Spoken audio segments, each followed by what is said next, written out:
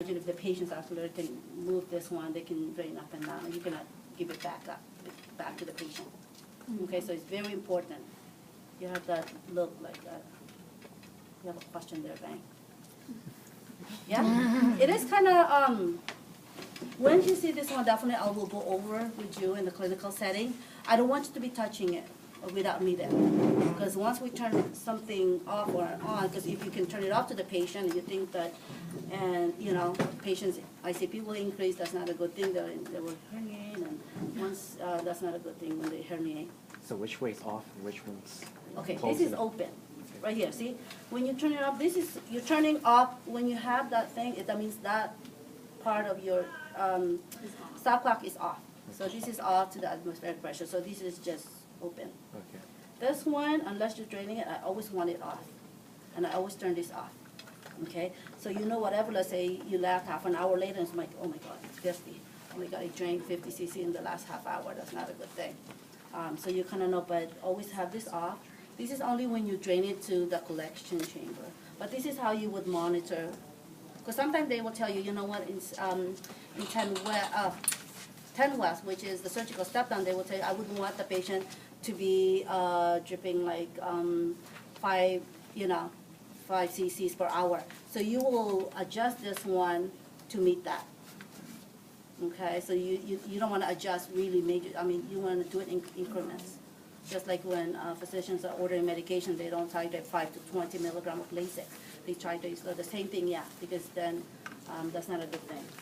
Okay? And when you're adjusting it, you look at that little red Yeah. line to see where it's at. and Yeah, that's they're how gonna say much drainage. 5. Sometimes they say, no, I just want it at 0. Sometimes they want it at 5. Sometimes Yeah. they want it 15, 20. The highest I've seen is 20, which is right up there. And that's drainage per hour? Or No, this is how much pressure you that you are telling that, you know what, I want you to drain, and you know, when this pressure gets hit, then it will okay. start draining. Oh, Drain okay. the pressure. Okay, I Okay? get it. Yeah. Now it makes sense. I know, Yeah? seriously. Yeah, so this is for the adjustment, yeah, to see. But at 0, I just want it to be at that level. I want it, 5. If it increases to 5, I wouldn't want it to try to relieve the pressure. Yeah, this is a relieving, pressure relieving mechanism, knowing that it's a bolt here, there's no place. You don't want your brain to, and this is one way to relieve pressure. So if you notice a lot of pressure, is that why you put it so high, or? Well, it all depends. We're not gonna do it ourselves. There's gotta be a Order? physician order, yeah, Okay. okay? Yeah. So right now it's set at 10, and so Uh-huh. that's saying that maybe the patient's brain gets up to 20, but we want to keep it down at 10. Yeah, That would- and then you'll drain. Yeah, this Okay. is, we were setting it to this limit. Okay. Yeah. And So anything you'll above- and sometimes, well, my patient has ventriculostomy, but there's no set, I don't know. I'm gonna ask you, okay, where are they setting it at? Yeah. I said, well, there's no order like that. I said, okay, if there's no order like that, we would need to question it. Okay. There's always an order for the most part, but sometimes the neurosurgeon says, oh, I forgot. Less likely that they will forget. Yeah. It's there somewhere. Okay. You had one where the student said, well, no, there's no order for that. I said, okay, let's go look, and sure enough, there was one. But you just don't want to set it because you feel like setting it that way, okay? But do not touch this one if I'm not there. I would want to, walk you guys through, okay? So it says record the ICP value. What's the ICP value? Okay, oh, that's when you actually zero it, and it will be, there's also, which is not here, it will actually have that, 10, 20 in your monitor. That's the value. This is the drainage system. This is ventriculostomy, but there's also in your monitor, which we don't have here, which we don't have it there, and it will tell you your ICP. Because definitely if your ICP is higher, with agitation, let's say if your ICP is higher, would you want to suction the patient? No. Guess what happened when you suction a patient? ICP increases, okay? So those are the things that you would look at, say, oh yeah, you started 97. Oh, it's my turn to suction because I have to suction every 2 hours. So we cannot be all skill focused. But if your patient's ICP is high, guess what? You better not be suctioning that patient even though they're a little gurgly, because their ICP is going to go higher. You would want to probably give them pain medication, whatever, to lower that ICP, whatever, or if they're agitated, then you can suction the patient. Okay? Kind of make sense? Anything you want to add on this one? No? Anything else?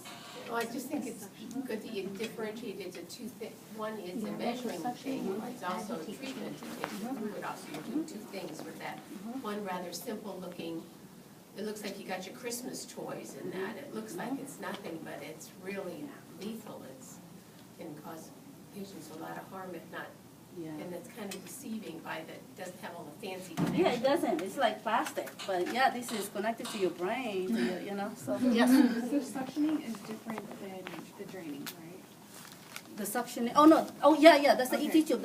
Okay. That's lungs. This is actually neuro right now. So there's no suctioning on this You were one. saying would you suction? So I'm sorry. Like Okay. that word, is it- Yes. Okay. Let's say Yeah. your ICP is high, 26, 30. Uh-huh. And the suction I'm talking about is here. You hear the patient's gurgling, and you know there's an order to suction Q2. Oh, it's now 10 o'clock. It's every 2, and I have to do it at Okay. 10 o'clock. You would not want to suction the patient. Okay. That's what I'm talking about. I'm sorry. Because I thought Ah. the suctioning, I thought you were saying, would you drain it if it had a high ICP? So that's Uh-huh. why I- Oh, no, that's a different one. Okay. So this is for suction. Let's say if you have a high ICP, you look in the monitor, it has ICP, then, No. you know, you also have an order, oh, suction Q2, and Don't. as a new nurse, you say, okay, I have to do those skills. Oh, I have to give my medication at 9, and give this.